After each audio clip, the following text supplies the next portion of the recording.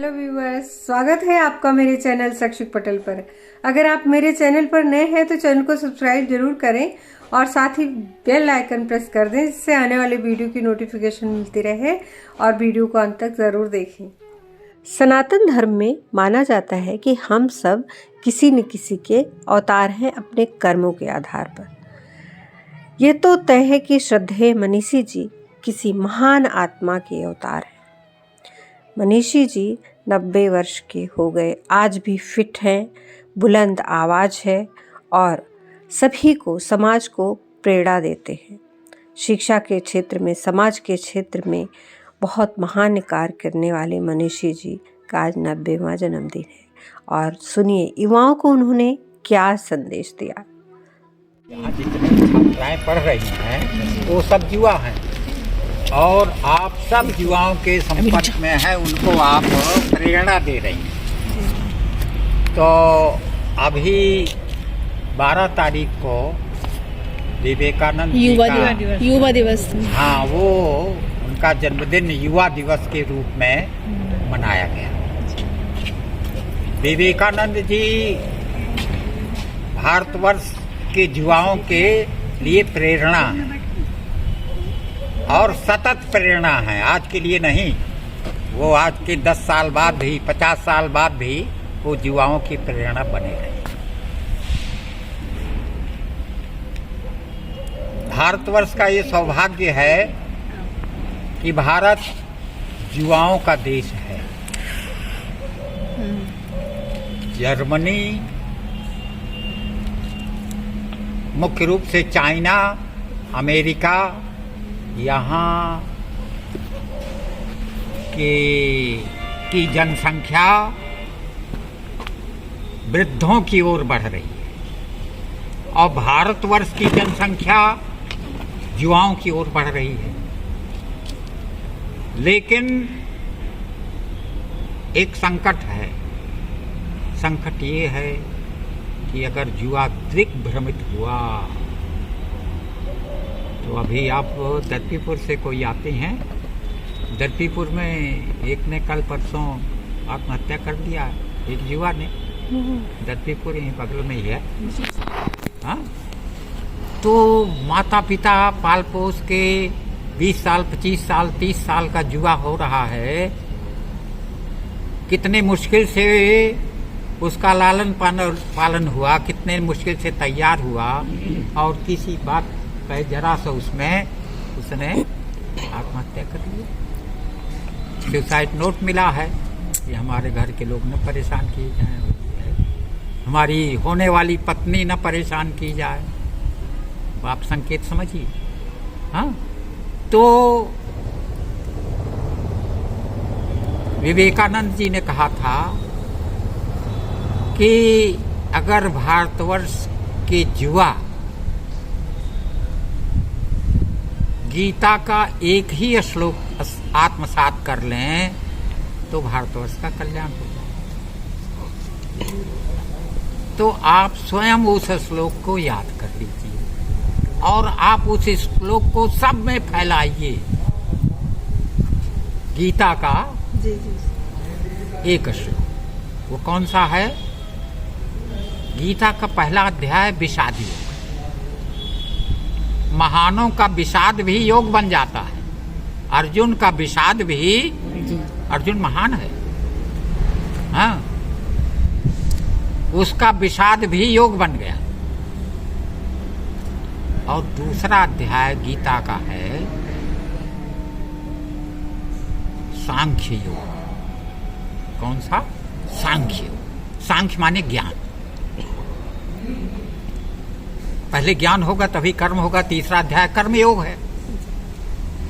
तो इसी सांख्य योग में भगवान ने अर्जुन से कहा, गुरु ने शिष्य से कहा, आप सब गुरु के उसमें हैं। गुरु ने शिष्य से कहा, परमात्मा ने जीवात्मा से कहा।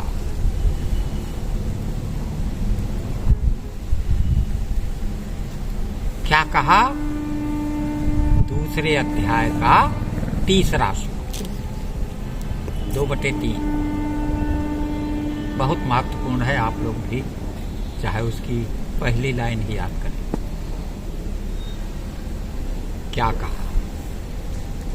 क्लैब्यमास्मगमः पार्थ। आप सब पार्थ हैं। पार्थ का मतलब जीवात्मा, पार्थ का मतलब शिष्य। क्या कह रहा है गुरु? गीता में भगवान गुरु के रूप में है। जब तक अर्जुन ने ये नहीं कहा कि मैं शिष्य हूं आपका, हमको शिक्षा दीजिए, तब तक भगवान ने उसको शिक्षा नहीं दिया। जब उसने कहा शिष्यस्ते अहम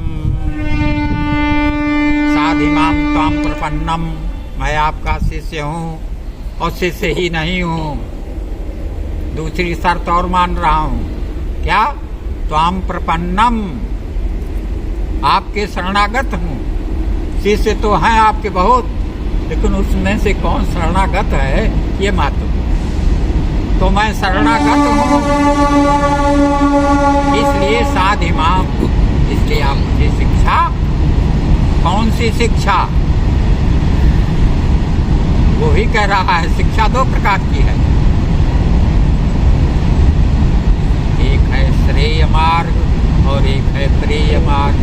हम लोग प्रेय मार्ग की शिक्षा देते हैं, लेकिन श्रेय क्या है, कल्याण किससे होगा, उसकी शिक्षा भी जरूरी है।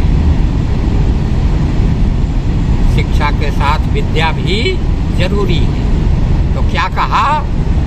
क्लैब्यमा असमगमः पार्थ। ऐ पार्थ, ऐ पृथा के पुत्र पार्थ, तुम्हारी माता महान रही हैं, तुम महान माता के संतान हो, तो तुम भी महान हो। तो महान हूं तो क्या करूं? तो भगवान कह रहे हैं क्लैब्यमास्मगमः, तू भीरु मत बन, डरपोक मत बन, एकदम निडर हो जा। क्लैब्यमास्मगमः, क्लैब्यता को न प्राप्त कर, भीरु न, डरपोक न बन। क्यों? नहीं तत्त्वयि उपपद्यते, तू सामान्य माँ का पुत्र नहीं है, असामान्य माँ का पुत्र है, तो तेरे लिए तो ये कतई योग्य नहीं है कि तू भीरु बन। तो फिर क्या करें भगवान?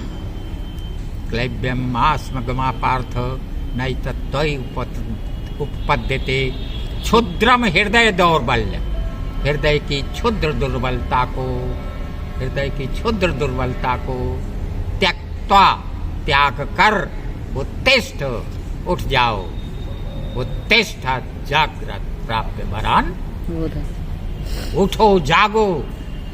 और जब तक लक्ष्य न मिल जाए तब तक बराबर चरैवेति चरैवेति चरैवेति बराबर चलते रहो सतपथ पर। और देवियों, आप सब देवी हैं, देवता कम हैं यहाँ, आप सब देवी हैं। हाँ? भगवान आपसे दो ही चीज चाहते हैं, अब आपसे नहीं, संपूर्ण मानव जाति से भगवान दो ही चीज चाहते हैं। क्या? मन एव, मन मुझको दे दो, मन एव मन आधत्स, मैं बुद्धि निवेश है और बुद्धि मुझको दे दो। 12वें अध्याय का 8वां श्लोक, भक्ति योग का 8वां श्लोक और 8वें अध्याय का 7वां श्लोक। क्या? तस्मात् सर्वेषु कालेषु माम् अनुस्मर युद्धे च। आगे मयि अर्पित मनोबुद्धि, फिर वही बात आ गई। क्या? मयि अर्पित मनोबुद्धि, दो चीज मांग रहे हैं बार बार गीता में। क्या? मन और बुद्धि। हम आपके घर जाएंगे तो आप हमको बासी खाना खिलाएंगी, सड़ा गला खाना खिलाएंगी? तो भगवान आपसे मन मांग रहे हैं, तो आप पवित्र मन भगवान को दीजिए।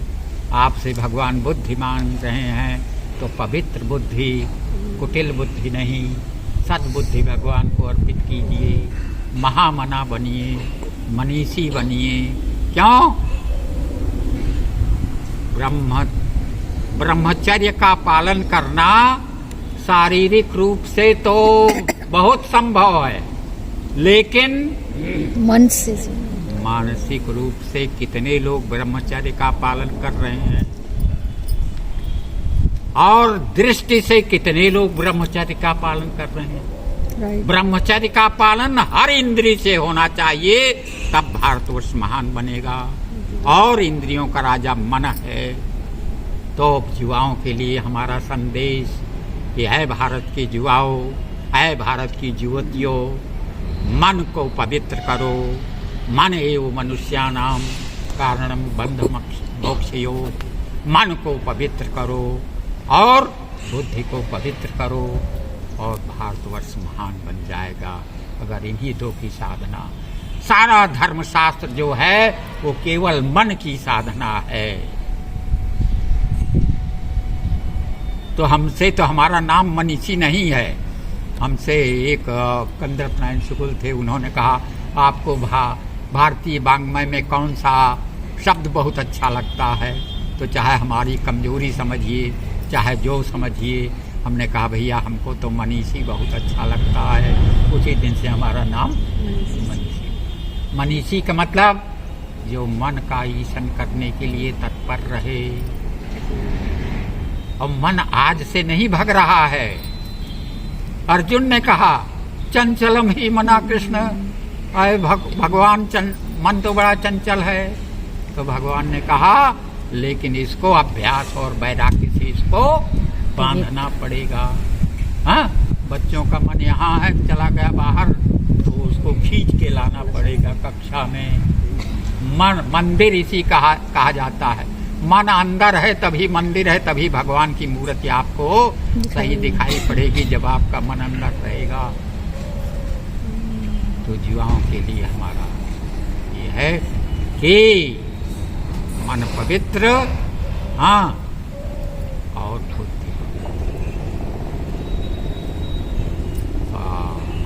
गायत्री मंत्र क्या है? मन को पवित्र, बुद्धि को पवित्र में रखने के लिए है। हाँ, धियो यो नः प्रचोदयात्। धियो माने बुद्धि। हमारी बुद्धियों को, एक की बुद्धि को नहीं, सबकी बुद्धियों को श्रेष्ठ कर्मों में लगावें। चरयेति माने श्रेष्ठ कर्मों पर आगे बढ़ते रहें। हाँ, तो आप सब स्वयं इस मार्ग पर चलिए। कभी भी देर नहीं होती, जब जग गए तभी सवेरा। हाँ, अगर हम 90 वर्ष की आयु में जग गए तो हमारे लिए वही सवेरा है। इन्हीं शब्दों के साथ